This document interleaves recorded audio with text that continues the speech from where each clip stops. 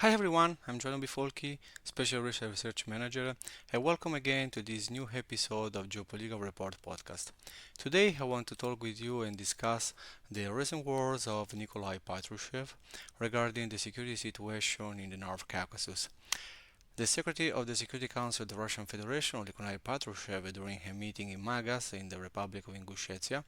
stated that in 2023, 16 terrorist attacks were prevented in the region, and the activities almost 1,500 groups were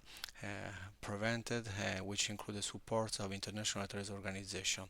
He also said that the number of extremist crimes in the North Caucasus has decreased by a third over the year, and almost 450 people have been convicted of such acts of terrorism. Uh, in the same situation, in the same meeting, he stressed the fact that the security situation in Ingushetia has improved, and he accused the West of exploiting the security situation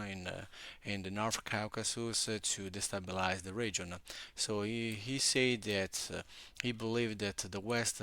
is behind some terrorist organization and he's supporting some terrorist activities in the area and just to destabilize the Russian Federation's security and integrity.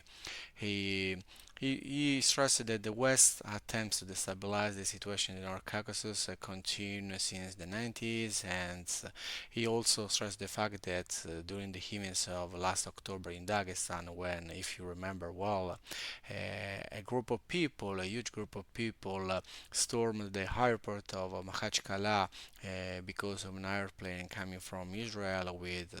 Israeli citizens. They stormed the airport as a protest regarding the situation in Gaza Strip, regarding the Israeli-Palestinian conflict. They say that, you know,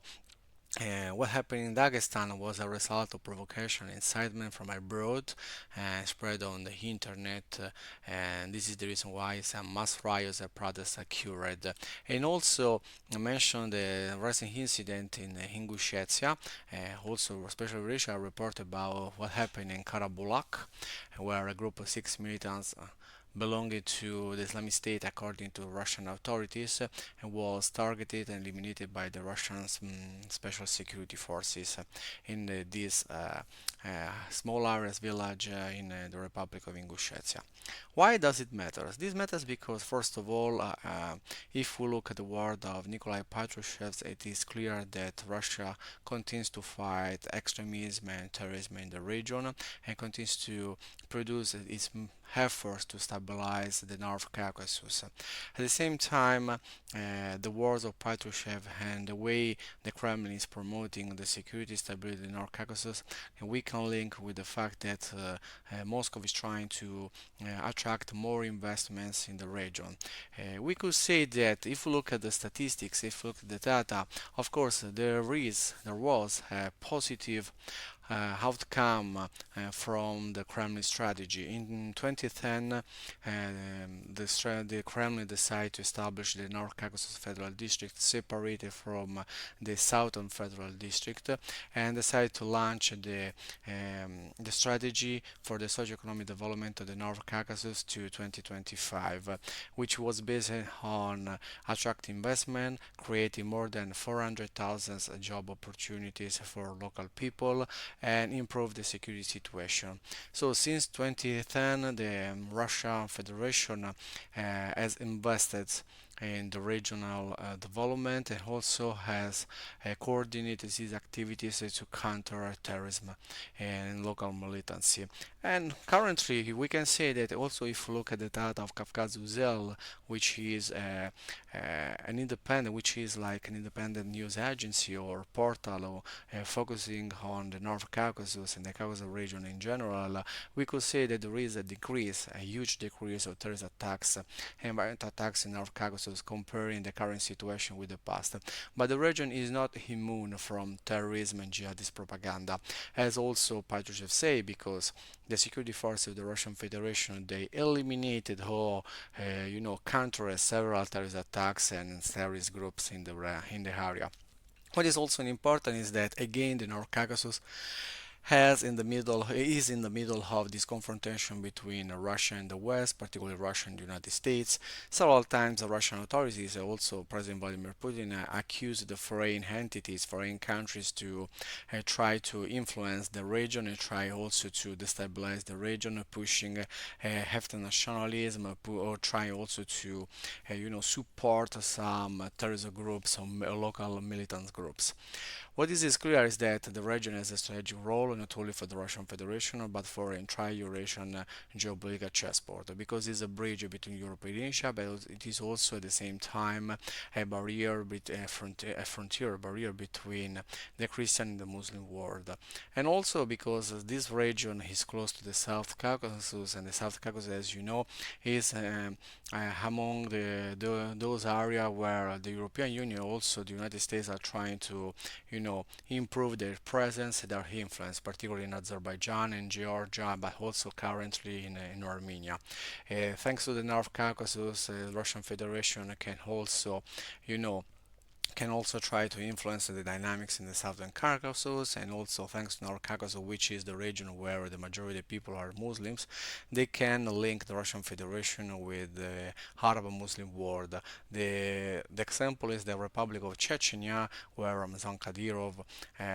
he is among one of the best promoter of the Russian Federation in the Gulf monarchies, particularly in the Saudi Arabia and the Emirates. Consider also the fact that since the last year the Russian Federation has launched this new pilot project to promote Islamic banking, Islamic finance in the Russian Federation. And this pilot project, they try to assess the impact and the benefits of Islamic banking in Chechnya, Dagestan, as also in Tatarstan and Bashkortostan. Looking at the broad picture, we can say that for sure the Russian Federation will continue to strive to stabilize the situation, because if the North Caucasus is stabilized, it can attract more interest from foreign investments, and also can be linked more to the Arab Muslim world, particularly now that Russia is looking for new markets and new partners after the beginning of the Ukraine conflict. And one example is, for instance, the first North Caucasus investments, or Caucasus investment exhibition event, which happened last year, and we will have another event this year at the end of May, where the Caucasus, particularly in the Stavropol Krai, where the Russia will try to attract interest from the Arab Muslim world, from the Middle East, from Africa, and from Asia. So stability is essential and fundamental, and this is the reason why always the Russian narrative is so focused on the Russian, on the North Caucasus, and try to to promote the fact that the situation in the country is really stable. But Russia is not immune from jihadist propaganda, not only the North Caucasus, but the entire country. Several times we reported on SpecialEurasia some arrest situation or critical situation related to terrorist cell linked to the Islamic State or Hayat Tahrir al-Sham, for instance, in the Russian Federation. Recently, we have also the news that we can link with all this broader picture, the fact that, for instance, the FSB in Russia, so the internal special